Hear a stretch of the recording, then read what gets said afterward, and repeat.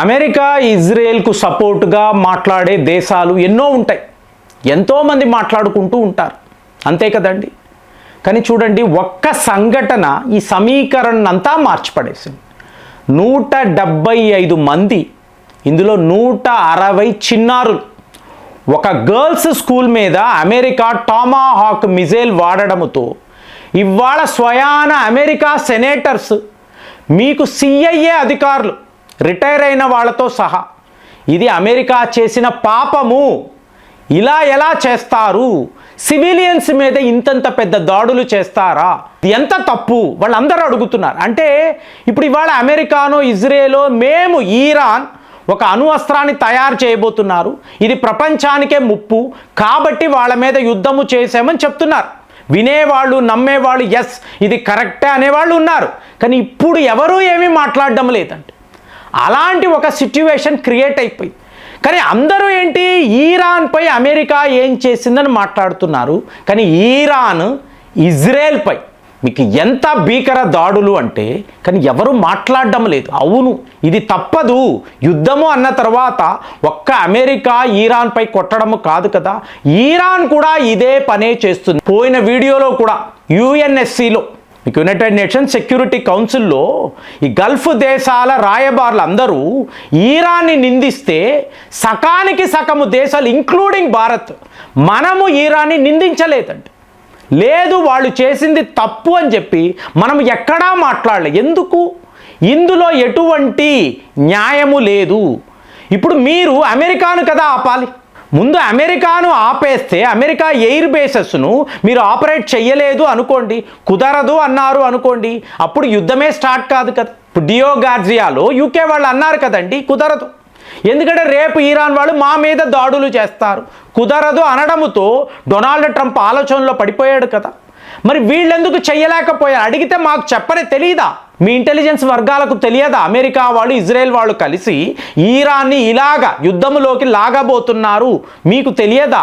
సైలెంట్గా ఉన్నారు. ఇంకా సౌదీ అరేబియా అయితే కొట్టండి, ఇంకా బాగా దాడులు చేయండి, ఇరాన్ అనే దేశమే ఉండకూడదు అన్నారు కదండి. ఇప్పుడు వాళ్ళు తిరగబడ్డారు. కానీ ఇజ్రాయెల్ మాత్రం పాపం అండి, వాళ్ళ పాపం. వాళ్ళు అనవసరంగా అమెరికా వాడి ట్రాప్లో పడిపోయి, సో ట్రంప్ చెప్పిన మాటలు విని వీళ్ళు కూడా కలిసి వాళ్ళ సుప్రీం లీడర్ వెళ్ళిపోతే ఆటోమేటిక్గా రీజిమ్ చేంజ్ వచ్చేస్తుంది, ఇరాన్ మనది ఇలా అనుకున్నారండి. జరిగిందా? జరగలేదు కదా. సో ఇప్పుడు విషయం ఏంటంటే పాల్మాచిమ్ అని అంటారండి. పాల్మాచిమ్ ఎయిర్ బేస్ ఇజ్రాయెల్లో చాలా చాలా స్ట్రాటజికలీ లొకేటెడ్ ఎయిర్ బేస్ అండి. టోటల్గా ధ్వంసము చేసేసారు ఇరాన్ వాళ్ళు. అంటే పగా ప్రతీకారం ఎలా ఉంది అంటే, ప్రశాంతంగా ఉన్న ఒక ప్రపంచము ఇవాళ ఎంత ఒక బీభత్సమైన ఆ యుద్ధములో ఉందంటే, ఆ వీడియోలు చూసారంటే టోటల్ ఇజ్రాయెల్ యొక్క ఎయిర్ బేస్ ఏదో మనకు గాజా లాగా కనిపిస్తుంది. లోపల ఇజ్రాయెల్ డిఫెన్స్ ఫోర్సెస్ వాళ్ళు ఆ మరణాలు ఆ గాయాలు చూసి ఏడుస్తున్నారు, బ్లీడింగ్. ఈ నాయకులు తీసే నిర్ణయాల వల్ల ఇలా సైనికులేంటి వీళ్ళు ఇంతంత నష్టపోవడం ఏంటి, ప్రాణాలు విడిచిపెట్టడం ఏంటి. అలాగే ఓవాడా ఎయిర్ బేస్ అంటారండి. ఈ ఓవాడా ఎయిర్ బేస్ అనేది సౌత్ ఇజ్రాయెల్ వద్ద ఉంటుంది. ఇవన్నీ మీకు strategically located high value air bases అండి. పెద్ద పెద్ద F-35 విమానాలు మీకు అక్కడ స్టేషన్ అయి ఉంటాయి. మరి ఇజ్రాయెల్ లాంటి ఒక చిన్న దేశము, పెద్దగా డిఫెన్స్ బడ్జెట్ లేని దేశము, వాళ్ళ మీద ఇరాన్ వాళ్ళు ఈ లెవెల్లో దాడులు చేస్తే కోలుకోవడం చాలా కష్టం అండి. మొత్తం మిడిల్ ఈస్ట్ దేశాలంతా ఇలాగేనండి. ఇక వీళ్ళు మళ్ళీ రికవర్ అవ్వడానికి ఎన్నో ఏళ్ళు పడతాయి.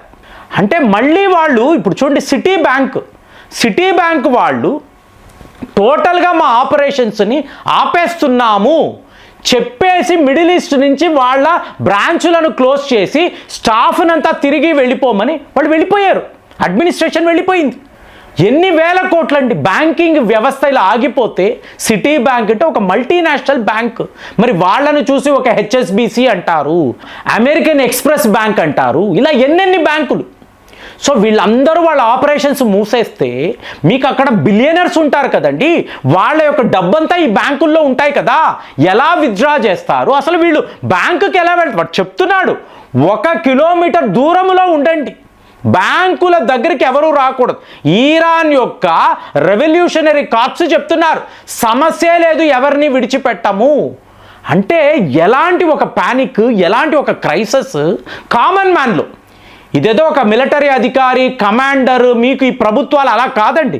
కామన్ మ్యాన్, ఒక వ్యక్తి బ్యాంకులోకి వెళ్ళి డబ్బులు డ్రా చేయలేకపోతే, ఏటీఎంలోకి వెళ్ళలేకపోతే అతని జీవితం ఏంటండి? బ్యాంకులు మూతలు పడిపోతున్నాయండి. ఇక ఇంకా గూగుల్లో, ఒక మైక్రోసాఫ్టో, మీకు ఆరకెల్లో, ఐబిఎం వీళ్ళు మిగిలారు. వీళ్ళు ఎప్పుడు క్లోజ్ డౌన్ చేస్తారో తెలియదు. ఈ క్లౌడ్ కంప్యూటింగ్ సర్వీసెస్ అనేవి టోటల్గా ఆగిపోతే అప్పుడు పరిస్థితి ఏంటండి? ప్రపంచం స్తంభించిపోతుంది కదా, ప్రపంచమే ఆగిపోతుంది. అట్లాంటి ఒక సిచ్యువేషన్ని ఇవాళ ఇరాన్ వాళ్ళు క్రియేట్ చేసేసారు. సో ఇజ్రాయెల్ని ఎంతలాగా కొట్టారంటే ఫైనల్గా వాళ్ళ షిన్బెట్ అంటారు. Shin Bet head quarters. షిన్బెట్ అంటే మీకు తెలుసా? భారత్లో నేషనల్ ఇన్వెస్టిగేషన్ ఏజెన్సీ అంటారు. చాలా ప్రతిష్టాత్మకమైన సంస్థ. దాని యొక్క హెడ్ క్వార్టర్స్ ఎలాగో షిన్బెట్ కూడా సరిగ్గా అలాంటి ఒక ఆఫీస్.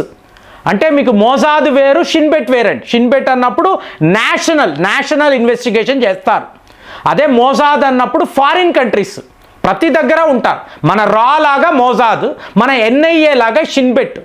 టోటల్గా డ్యామేజ్ అయిపోయింది. వాళ్ళ హెడ్ క్వార్టర్సే డ్యామేజ్ అయిపోయింది. మీకు బీభత్సంగా గాయాల పాలయ్యారు, ఎంతోమంది మరణించారు.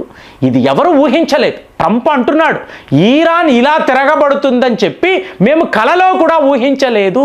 ఇప్పుడు ఇది రియాలిటీ అన్నప్పుడు ముందుకు వెళ్ళాలా, వెనక్కి వెళ్ళాలా, ఇది అతనిలో అనుకుంటున్నాడు. అమెరికా ప్రజలను మాత్రము మభ్య పెడుతున్నాడు. మనం గెలిచేసాం, సూపర్ విన్, మన బిగ్ బర్డ్స్ అంతా వెళ్ళి ఈరాన్ మీద చీల్చి చెండాడారు, అయిపోయింది ఈరాన్, నేనే ఏదో అలా లాగుతున్నాను, ఫైనల్ విక్టరీ ఈజ్ అవర్స్, మనము గెలిచేసేమని అమెరికా ప్రజలను మభ్య పెట్టడానికి ఇవన్నీ మాట్లాడుతున్నాడు. ఒక్కసారి ఇజ్రాయెల్ వాళ్ళు, ఇప్పుడు మీరు అడగొచ్చు ఈరాన్ అన్నప్పుడు అలాంటి విజువల్స్ వస్తున్నాయి ఏంటంటే, మీకు అక్కడ ఆయిల్ డిపోలు తగలబడిపోవడము, మీకు పెద్ద పెద్ద మంటలు, యాసిడ్ వర్షాలు కురవడము, ఇవన్నీ చూపిస్తున్నారు కదా. మరి ఇజ్రాయెల్ అన్నప్పుడు టోటల్ మీడియాను వాళ్ళు ఆపేశారండి. యుద్ధము గెలిచేశారు కదా, ఇంతంత నష్టాలను వాళ్ళు ప్రపంచానికి చూపించలేరు. కానీ మీకు అక్కడ వచ్చే రేరుగా వచ్చే ఫోటోలు, రేరుగా వచ్చే వీడియోలు మీకు ప్రజలు గగ్గోల పెడుతున్నారు. మీకు ఇలా ఏంటి, ఇలాంటి మరణాలేంటి, ఎక్కడి నుంచో మిజైళ్ళు వచ్చి ఇలా అంటే మీకు కంటిన్యూస్ అటాక్స్ అండి. వాళ్ళ దగ్గర ఉండే ఐరన్ డోమ్, ఐరన్ బీమ్ అంటారు కదా, ఒక మిజైల్, 2 మిజైల్, ఒక రాకెట్, 2 రాకెట్స్ న్యూట్రలైజ్ చేయగలదు. వరస పెట్టి ఒక 100 రాకెట్లు వచ్చాయి అనుకోండి, దేనిని ఇది టార్గెట్ చేయగలదు? ఈ సిస్టమే కొలాప్స్ అయిపోతుంది. అందులో ఒక 50 మిజైళ్ళు వచ్చి సివిలియన్స్ మీద పడితే, ఇలా ఈ బిల్డింగ్ల మీద పడితే అందులో నివసించేవాళ్ళు, ఆ బహ్రెయిన్కి సంబంధించిన వీడియో చూసారా? అంత పెద్ద బిల్డింగ్ అండి. ఇక్కడ నుంచి వీళ్ళు వీడియో తీస్తున్నారు, అదిగో డ్రోన్ వెళ్తుంది అన్నారు, డైరెక్ట్గా బిల్డింగ్నే కొడుతుందండి. మీకు క్షణాలలో మంటల్లో, అగ్ని జ్వాలల్లో ఆ బిల్డింగ్ తగలబడిపోతుంటే లోపల 100 మంది ఉంటారు. అసలు వాళ్ళంతా ఏంటి, ఏం పాపం చేశారు, వాళ్ళు చేసిన తప్పులు ఏమిటి? ఇంత భయంకరంగా యుద్ధము ఇలా కన్వర్ట్ అవుతుందని ఎవరు ఊహించలేదు. కానీ ఒక నిజము మాత్రము, ఈ యుద్ధము అప్పుడప్పుడే ఆగిపోయే పరిస్థితి లేదండి. ఇంకా కూడా మిడిల్ ఈస్ట్ దేశాలు, ఇటు ఇరాను, ఇటు ఇజ్రాయెల్, వీళ్ళందరూ అష్ట కష్టాలు పడతారు. ఇంత పెద్ద క్రైసిస్ను సృష్టించిన డొనాల్డ్ ట్రంప్ మహానుభావుడు, వీడు ఎప్పుడు వెళ్ళిపోతాడా అని చెప్పి యావత్ ప్రపంచం ఎదురు చూస్తుంది. మరి మనము కూడా అలాగే కోరుకోవాలి కదా. ఈ యుద్ధాల అవసరమా, ఎందుకు, ఒక్కసారి ఆలోచించి కామెంట్స్లో రాయండి. మళ్ళీ వచ్చే వీడియోలో కలుద్దాం. జై హింద్.